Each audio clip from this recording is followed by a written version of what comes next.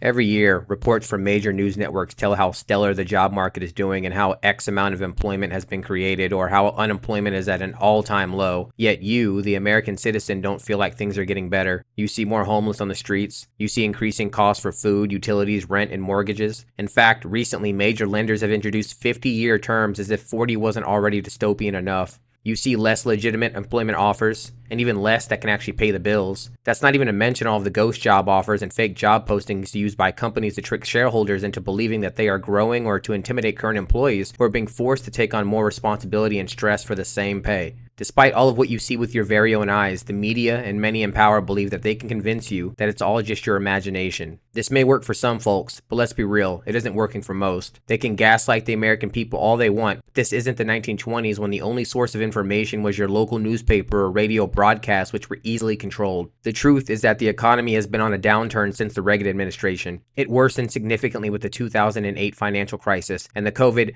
pandemic was one of the final nails in the coffin. The economy declined under Biden, and it's getting even worse under Trump.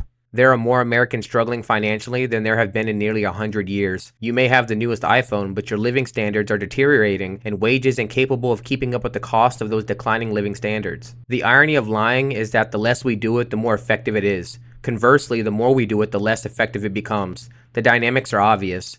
Someone who rarely or never lies enjoys high credibility as a consequence of their penchant for honesty. Thus, when such people lie, the lie achieves maximum success, i.e., it deceives people to the greatest degree. Monthly layoffs hover around 1.7 million. Totaling 13.8 million this year so far. Meanwhile, multiple news outlets and one of the propaganda arms of the nation, the Bureau of Labor Statistics, brag about a September job growth of a meager 119,000. The average 30-year mortgage interest rate is nearly 7%. Average auto loan interest rate at between 6.78% and 9.39%, and average credit card interest rate at 20 to 25%. Real unemployment has skyrocketed to 24.7%. Ignore the BLS lies, which exclude part-time employees, those making an unlivable wage, unemployment applicants who were denied or whose benefits expired, or who have not applied for unemployment benefits. You know, the vast majority of people who are jobless. Interest payments on the staggering levels of personal, corporate, and government debt are a gigantic millstone around the neck of the U.S. economy. The pathetic weakness of this economy, which has resulted from being bled dry with interest payments, is unmistakable. Even with the Federal Reserve permanently spiking interest rates, it has been totally unable to breathe any life into this corpse. Yet here we have the statistical clowns at the BLS claiming that despite the high levels of layoffs and despite the crippling levels of debt, that the U.S. economy is still generating net employment gains every month.